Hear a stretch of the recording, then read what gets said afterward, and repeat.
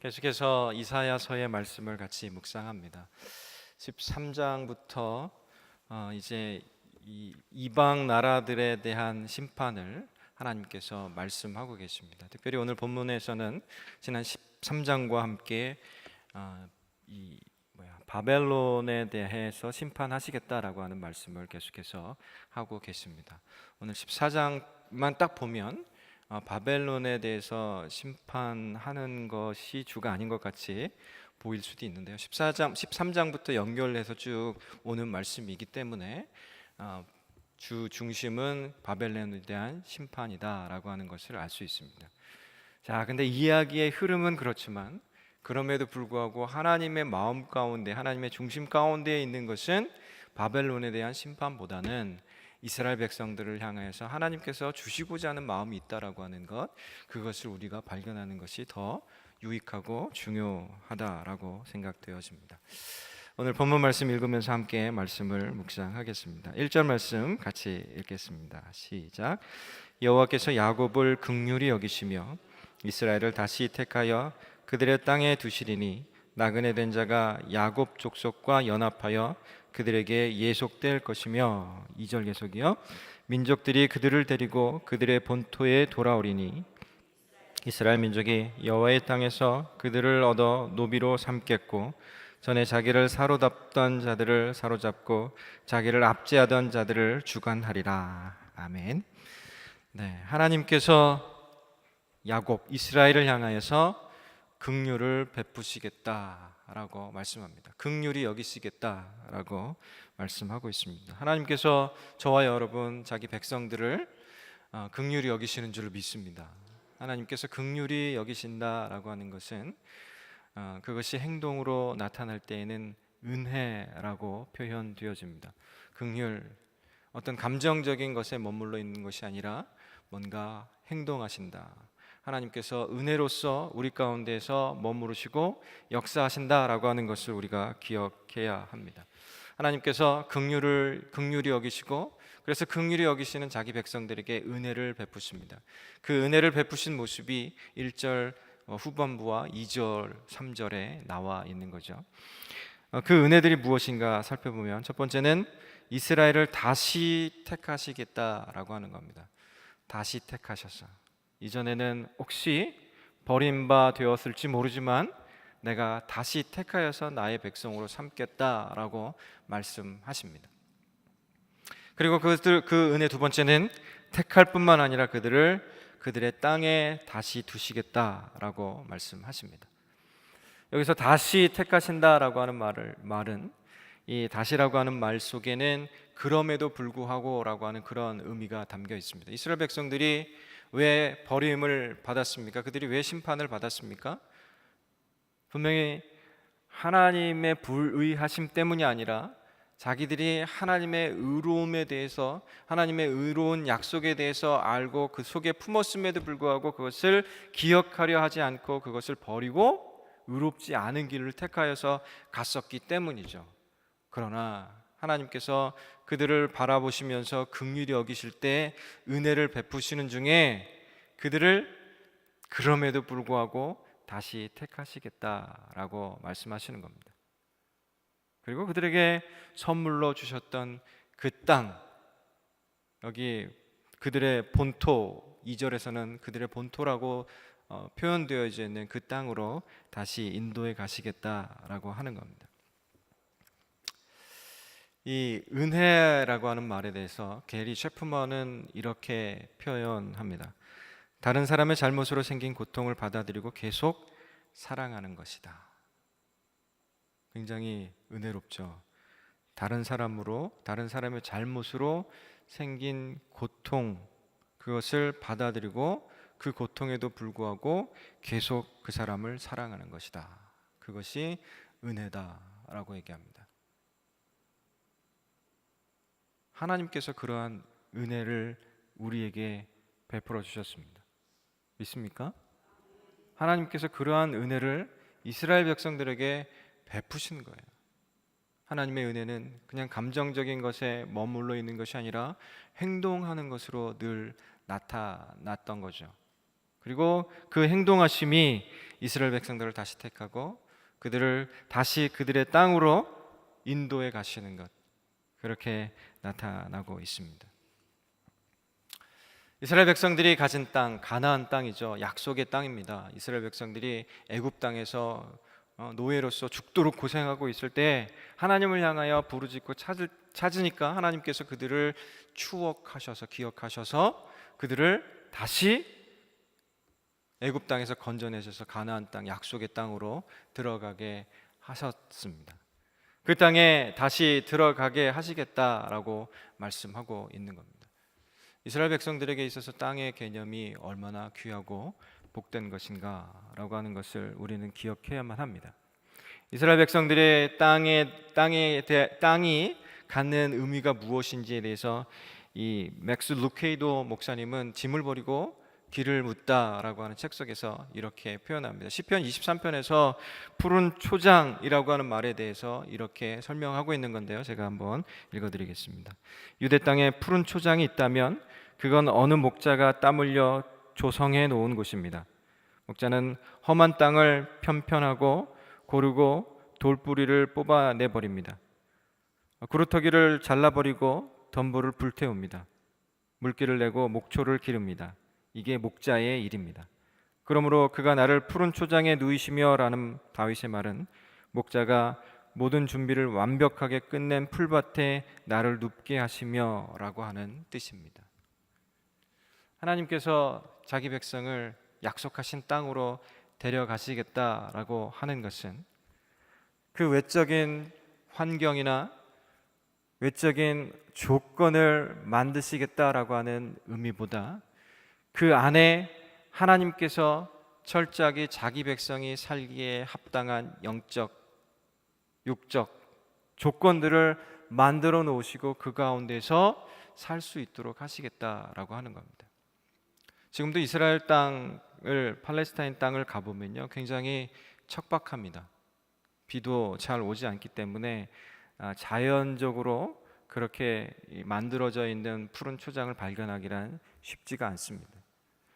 유목민들이 이곳 저곳 흩어져서 계속해서 돌아다니면서 살 수밖에 없는 이유가 거기에 있습니다. 하나님께서는 그러한 사람의 눈으로 바라볼 때에는 그러한 땅이지만 그럼에도 불구하고 그 땅을 하나님께서 기경하시고 또 갈고 또 평평하게 하시고 돌뿌리를 없애고 안전하게 준비하셔서 예비하셔서 그 푸른 초장으로 자기 양들을 이끌어 가시겠다라고 하시는 겁니다. 이스라엘 백성들을 다시 택하시고 그 땅으로 다시 인도해 가시겠다라고 하는 얘기는 하나님께서 그러한 은혜를 베푸셔서 준비해 놓으신 그 땅으로 인도해 가시겠다라고 하는 그런 의미인 줄로 믿습니다. 오늘 한날의 삶을 사는 저와 여러분에게 하나님께서 그러한 푸른 초장을 예비해 놓으신 줄로 믿습니다. 하나님께서 이렇게 땅을 약속하시고 그 땅으로 인도해 가시는 그 과정들을 보면 그 과정 속에 이 1절 하반절 말씀에 나그네 된 자가 야곱 족속과 연합하여 그들에게 예속될 것이며 민족들이 그들을 데리고 그들의 본토에 돌아오리니 라고 말씀하십니다. 하나님께서 도움의 손길들을 총동원해 가지고 자기 백성들이 바른 길로 갈 수 있도록 예비해 놓은 그 길로 갈 수 있도록 하나님께서 그렇게 인도하시겠다라고 말씀하십니다. 그리고 친히 그렇게 하셨죠. 그렇게 하셨었습니다. 언제요? 출애굽할 때 그렇게 하셨습니다. 이 출애굽기 12장에 보면 이스라엘 백성들이 출애굽할 때 얼마나 많은 사람들이 그곳을 나와서 갔는지에 대해서 묘사하는 장면인데 보면 남자 장정만 60만 명이다라고 그렇게 되어 있습니다. 따지면 한 200만에서 300만 명 정도의 이스라엘 백성들이 나오는 거죠. 그런데요, 그 출애굽기 12장을 이렇게 쭉 읽다 보면 그 가운데 중다한 잡족들이 같이 나왔다라고 하는 얘기가 있습니다. 중다한 잡족, 이방 민족들이죠. 하나님을 모르는 백성들이지만 하나님을 알게 되었을 때 이스라엘 백성들에게 하나님께서 베풀어 주시는 그 은혜와 그 권능, 그 능력을 보고 하나님을 알게 되었을 때 이 중다한 잡족이라고 표현되어져 있는 그들도 하나님을 믿고 할례받은 백성과 함께 할례받은 민족으로서 살아가기 위해서 애굽 땅에서 나와 함께 가고 있는 것을 볼 수가 있습니다. 사람만 나온 것이 아니죠. 가축과 재물들, 모든 필요한 것들, 삶에 필요한 모든 것들을 가지고 함께 나와서 광야를 지나서 이스라엘 땅 가나안 땅으로 그들이 들어갔던 것을 볼 수가 있습니다. 하나님께서 그렇게 하셨습니다. 그리고 앞으로 또 우리의 삶 가운데 그렇게 하실 줄로 믿습니다.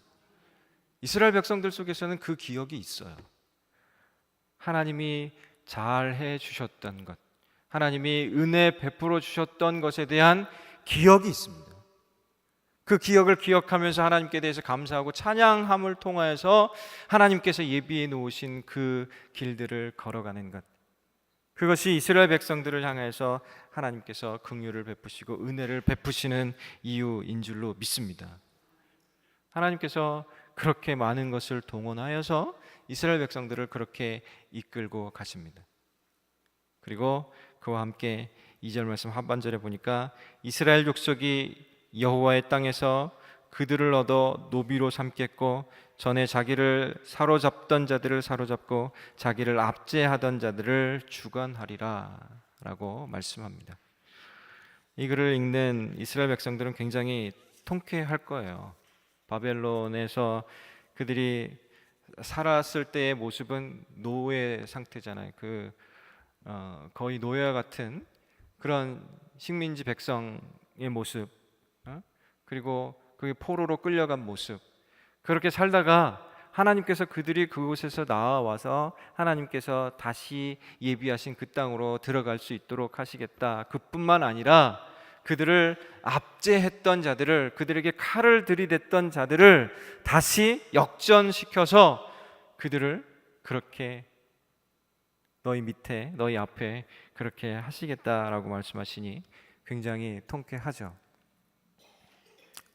그런데 이 말씀을 문자적으로만 보기 어려운 것이 이스라엘 역사 속에서 이 바벨론 포로 이후에 이 다른 나라를 이스라엘이 압제해가지고 포로로 삼거나 또 그들을 노예로 삼거나 했던 일이 없습니다. 그러니까 이 말씀을 우리가 이해할 때는 우리가 영적으로 이해해야 하는 거죠. 그러니까 예수 그리스도 오심을 통하여서 회복되어진 우리의 신분, 회복되어진 영적 이스라엘의 신분에 대해서 이해를 하고 그리고 그러한 식으로 받아들일 필요가 있는 것을 우리는 보게 됩니다. 베드로전서 2장 9절에서 우리를 표현하여 왕 같은 제사장이다 라고 얘기하죠. 왕 같은 존재가 되었습니다. 왕의 신분이 되었으면 왕이 하는 일이 뭐예요? 백성들을 통치하고 다스리는 그런 일들이잖아요. 2절 하반절에서 얘기하고 있는 것과 같은 그러한 모습, 그러한 신분으로 우리가 갖게 되었다라고 하는 겁니다. 그러니까 우리가 왕으로서의 당당함, 그런 디그니티 품격을 유지해야 될까요? 말아도 안 와도 될까요? 네, 포기하시겠습니까? 네, 포기하지 마시고 그 품격을 유지하고 당당함으로 삶을 살으시기를 소망하고 축복합니다.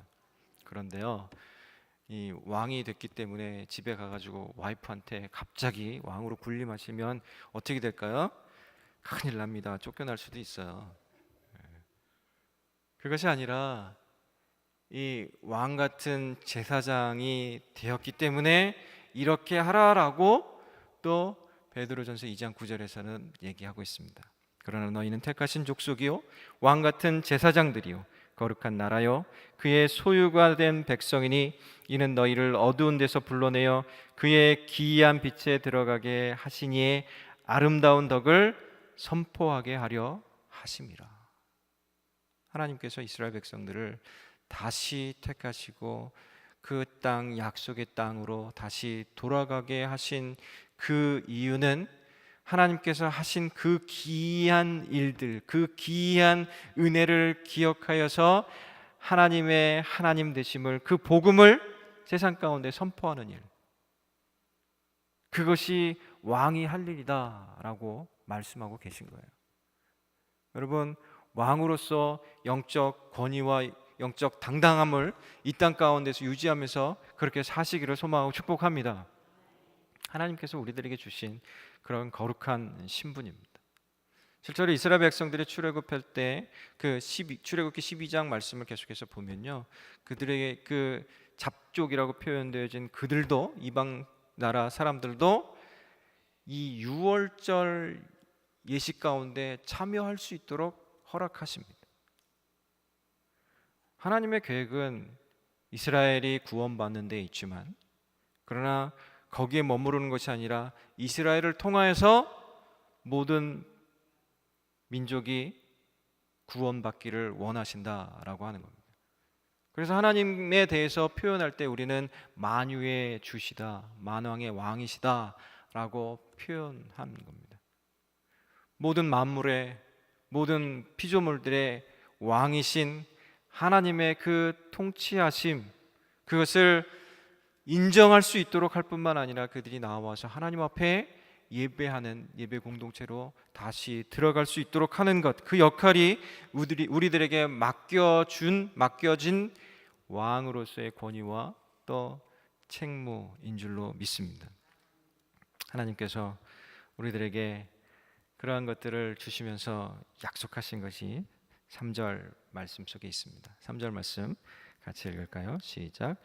여호와께서 너를 슬픔과 곤고와 및 내가 수고하는 고역에서 놓으시고 안식을 주시는 날에, 무엇을 주시겠다고요? 안식을 주시겠다라고 말씀하십니다. 여러분 안에 안식이 있으십니까? 아멘. 네, 제가 크게 대신해 드렸습니다. 하나님께서 안식을 주시겠다라고 말씀하십니다. 안식을 주시겠다라고 하는 말을 조금 돌려서 생각해 보면 아직은 안식이 없다라고 하는 것이 될 수 있겠죠. 안식이 없다라고 하는 말의 뜻은 무엇일까요? 3절 앞부분에서 얘기하고 있는 슬픔, 곤고, 수고, 고역, 한마디로 얘기하면 고난이죠. 고통과 고난 가운데 있는 너희에게 안식을 주시겠다라고 말씀하는 겁니다. 그러니까 우리들 현재 삶을 살아가고 있는 중에는 고난이 있을 수 있는 것이 당연합니까? 아닙니까? 당연하죠. 고난이 있을 수 있습니다. 혹시 이 새벽에 나와 계신 여러분 가운데도 혹시 고난이 있을 줄 압니다. 그러나 그럼에도 불구하고 기억해야 하는 것은 그 고난을 통해서 하나님께서 참다운 안식 가운데로 우리를 이끌어 가시고자 하는 하나님의 마음이 있다라고 하는 것, 그것을 우리가 함께 기억했으면 좋겠습니다.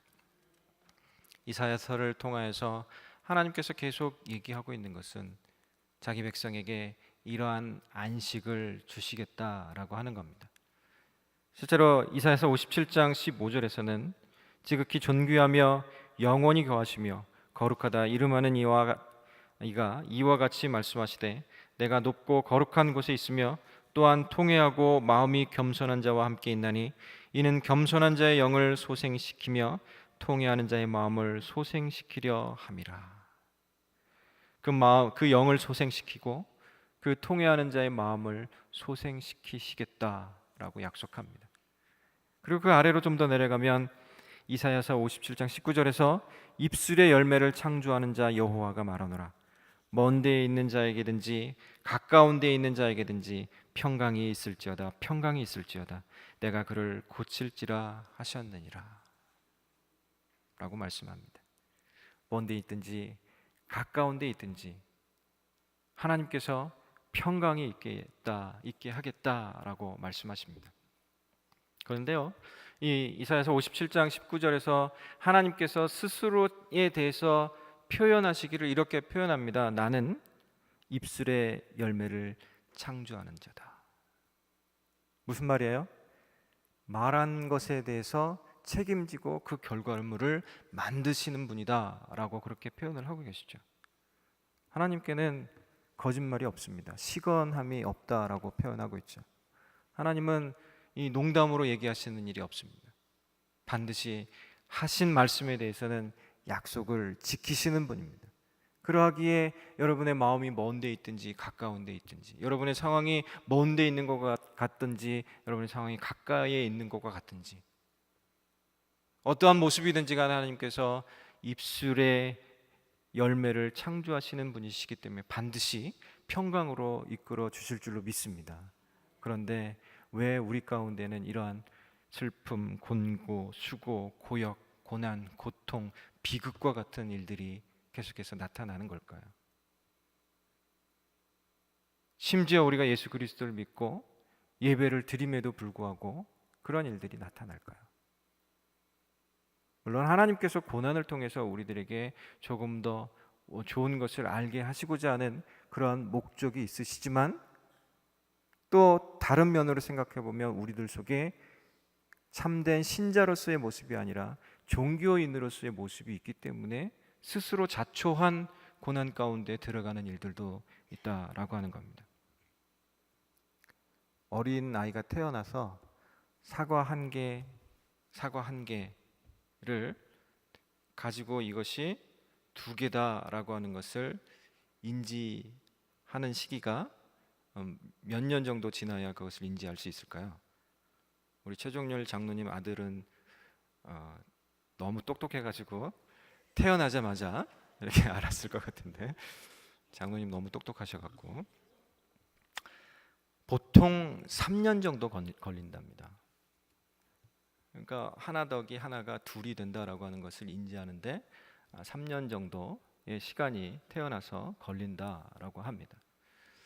그리고 사람들은 자기가 만들어 놓은 어떤 규율과 규정 속에 들어가서 습관화 되어지면 그것을 잘 바꾸려 하지 않는다라고 합니다. 종교인이란 신앙생활을 함에도 불구하고 하나님이 말씀하시는 것보다 종교인은 이런 거야, 기독교는 이런 거야 라고 규정해 놓은 것, 하나님의 말씀과 상관없이 그것만을 옳다라고 주장하고 다른 사람들을 정죄하고 얽어매고 하는 그러한 상태에 머물러 있는 사람이 종교인입니다. 그러나 신앙인이라고 함은 하나님의 완전하심과 광대함에 대해서 인정하고 하나님께 모든 것을 전적으로 맡기고 하나님의 뜻이 무엇인가 늘 찾고 하나님을 전적으로 의지하여 살아가는 사람, 그 사람이 바로 신앙인입니다. 여러분은 종교인입니까? 신앙인입니까? 신앙인인 줄로 믿습니다. 바라기는 하나님을 전적으로 의지한, 하나님의 완전하심과 광대하심을 늘 인정해 드리고 그 가운데서 하나님을 의지하고 하나님의 뜻이 무엇입니까? 구하고 그 뜻받들어 살아가려고 하는 그러한 신앙인이 되시기를 소망하고 축복합니다. 하나님은 이러한 종교인의 성향을 갖고 있는 그러한 성품이 우리들 속에 조금씩 다 있어요. 작게 있든지 크게 있든지 차이가 있을 뿐이지 누구에게나 그런 성향이 있습니다. 그렇죠? 네. 바꾸려면 굉장히 힘들잖아요. 우리가 1, 2부 예배는 전통 예배로 드리고 3, 4부 예배는 그래도 조금 열린 예배로 드립니다. 우리가 뭐 다 문을 열어놓고 예배를 드리니까 다 열린 예배긴 한데 어쨌든 조금 형식을 달리해서 예배를 드립니다. 그런데 1, 2부 예배에 젖어 있다가 3, 4부 예배를 드리면 너무 힘든 경우도 있습니다. 네. 권사님이 그러시군요. 네. 그럴 수 있습니다. 그만큼 우리가 가지고 있는 어떤 예배하는 형태, 신앙생활하는 형태, 그 속에서 포용성, 다양성을 인정하고 그 다양성을 가지신 예수님의 복음 가운데로 들어가서 그것을 가지고 신앙생활하며 살기란 그렇게 쉽지 않은 부분이 있습니다. 그럼에도 불구하고 하나님 앞에서는 우리가 그것을 조금 더 열어놓아야만 합니다. 그것을 열어놓지 않으면 스스로 자초한 이 슬픔과 고통 또 수고와 고역 가운데 곤고 가운데로 스스로 들어가는 그런 어리석음을 범하게 될 수도 있다라고 하는 겁니다.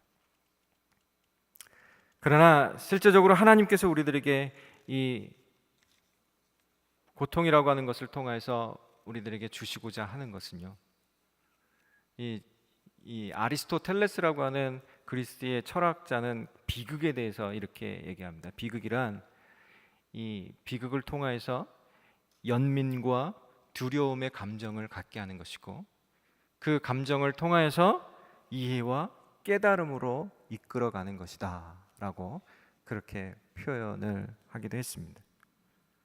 하나님께서 우리들에게 주시는 이 고난이라고 하는 것을 통해서 하나님께서도 우리들에게 이 연민과 공포, 두려움, 그것을 때로는 느끼게 하십니다. 그러나 거기에서 머무르게 하시고자 하는 목적이 아니라 그것을 통하여서 우리들에게 이해와 깨달음으로 나아갈 수 있도록, 무엇을 이해하고 깨달으라고요? 하나님에 대해서 이해하고 깨달으도록, 하나님에 대해서 이해하고 깨달아 하나님의 뜻 아래서 살아갈 수 있도록 하는 그러한 심오한 뜻이 하나님 가운데 있다라고 하는 겁니다. 인생 가운데에서 정말 고통당했던 사람, 성경 속에서 찾아보면 욥이라고 하는 인물이 있죠. 욥이 굉장히 큰 고통을 당했습니다. 고난을 당했습니다. 모든 것을 잃어버렸죠. 자기 건강까지도 잃을 정도로 거의 모든 것을 잃어버렸습니다. 그런 속에서 그가 결국 발견하게 된 것이 무엇이냐면, 전에는 하나님을 듣기만 하였더니 이제는 보게 되었다라고 하는 겁니다. 무슨 얘기냐면, 우리가 지식으로만 하나님을 아는 것이 아니라 체험으로 하나님을 아는 일들이 반드시 우리들 속에 필요하기 때문에 우리들 가운데 고난이 있다라고 하는 겁니다. 욥은 이렇게 고백합니다. 여기 28장 28절에서 이렇게 고백해요. 또 사람에게 말씀하셨도다. 보라, 주를 경외함이 지혜요 악을 떠남이 명철이니라. 사실 욥이 자기가 표현하기를 자기가 죄 없다라고 표현하지는 않았었습니다. 자기가 죄인이다라고 표현은 했었어요. 그럼에도 불구하고 하나님께 대해서 항변했는데 무엇이냐면, 내가 죄인인 건 맞지만 내가 이 정도까지 고통받을 죄인은 아닙니다 라고 그렇게 얘기했습니다. 여러분 어떠십니까? 여러분의 현재 상황이 제가 이 정도까지 떨어져야 하는 그런 죄인입니까? 라고 하나님께 말하고 싶지 않습니까? 욥이 의인이다라고 그렇게 인정받았지만 항변하는 일을 하나님 앞에서 했습니다. 기도했었습니다. 그러나 하나님께서 더 분명하게 그에게 알게 하고 싶으셨던 것들은 욥이 고백한 것처럼 주를 경외함이 지혜고 악을 떠남이 명철이라고 하는 것에 대해서 분명히 인지하는 것이고, 그리고 더 나아가서 하나님과의 인격적인 관계를 통해서 전에는 듣기만 하였더니 이제는 보게 되었습니다. 이러한 축복이 어디 있습니까? 하나님과 함께하니 내가 살만합니다. 소망이 있습니다. 라고 하는 것까지 나아가는 것, 그것이 욥에게 고난을 주신 하나님의 목적이다라고 하는 것을 우리가 발견하게 됩니다. T.S. 엘리엇이라고 하는 사람이 이런 시를 썼습니다. 우리는 탐험을 그치지 않을 거라네. 그리고 모든 탐험의 끝에서 우리가 출발했던 그곳으로 돌아오게 되지. 그러면 그곳이 어딘지를 처음으로 깨닫게 된다네. 그래요. 우리는 좀 더 나은 것, 좀 더 좋은 것, 좀 더 평안한 것, 좀 더 축복된 것, 그런 것들을 찾아서 계속해서 헤매고 다니지만 결국 출발점에 다시 돌아와서야 주님만이 나의 평안이고 행복이고 축복이셨군요 라고 고백하게 된다라고 하는 거예요. 헤매고 다니는 그 과정이 고통이죠. 고난이죠. 그것을 통해서 결국 원점으로 돌아오게 되는데, 원점이신 분 우리 주 예수 그리스도를 만나게 된다라고 하는 겁니다. 이 아침에도, 이 하루를 살아가는 중에도 우리 주 예수 그리스도를 철저하게 만나는 그러한 은혜와 축복이 여러분에게 있기를 간절히 소망하고 축복합니다. 지식으로만 아는 하나님이 아니라 체험적으로 아는 하나님, 실존적으로 만나는 하나님, 그 만남을 통하여서 주어지는 것이 안식인 겁니다. 하나님과 함께 있으면 안식인 거예요. 하나님으로부터 자꾸 떠나서 하나님 이거 말고요, 하나님 이것도 말고요, 하나님 저것은 더 안 되고요, 하나님 왜 이렇게 내 마음을 몰라주세요, 하나님 왜 나한테만 자꾸 이러세요 라고 헤매고 다닐 수밖에 없는 그 고난의 상황 속, 그 헤매고 다니다가 돌아왔더니 주님 계신 곳 여기가 안식이군요 라고 하는 것을 알게 하시는 것, 그것이 우리들에게 주신 것이다 라고 하는 겁니다. 이후에 4절부터 이 11절까지의 말씀에서는 이 바벨론이 조롱당하고 있는 그런 얘기들이 쭉 나오고 있습니다. 4절부터 읽을까요? 시작. 너는 바벨론 왕에 대하여 이 노래를 지어 이르기를 압제하던 자가 어찌 그리 그쳤으며 강포한 성이 어찌 그리 패하였는고 여호와께서 악인의 몽둥이와 통치자의 귀를 꺾으셨도다. 그들이 분내어 여러 민족을 치되 치기를 마지 아니하였고 노하여 열방을 억압하여도 그 억압을 막을 자 없었더니 이제는 온 땅이 조용하고 평온하니 무리가 소리 높여 노래하는도다. 향나무와 레바논의 백향목도 너로 말미암아 기뻐하여 이르기를 내가 넘어져 있은즉 올라와서 우리를 베어 버릴 자 없다 하는도다.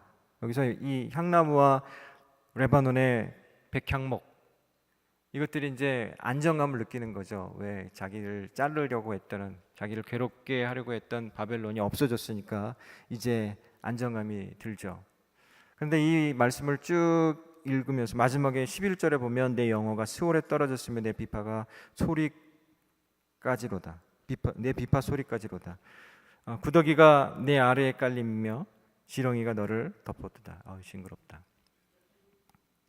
무슨 얘기냐면요, 이 구더기는 너의 침대가 되고 지렁이는 너의 이불이 된다 라고 하는 겁니다. 굉장히 이 스올이라고 하는 것, 죽은 자들이 내려가는 곳, 그 땅 속에 들어가서 결국 그와 같은 존재가 된다라고 하는 것에 대해서 얘기를 하는 거죠. 이 4절부터 11절의 바벨론에 대해서 조롱하는 이야기를 보면서 여러분 어떤 감정이 드십니까? 그냥 좀 징그러우세요? 시원하십니까? 나도 이 조롱에 동참하고 싶다라고 하는 생각이 드십니까? 그렇지만 그리스도인의 감정은 그것일 수 없죠. 그리스도인의 감정은 그럼에도 불구하고 그 속에서 하나님께서 저들을 돌이키게 하고자 하는 그 마음을 발견하는 것이 그리스도인의 감정인 줄로 믿습니다.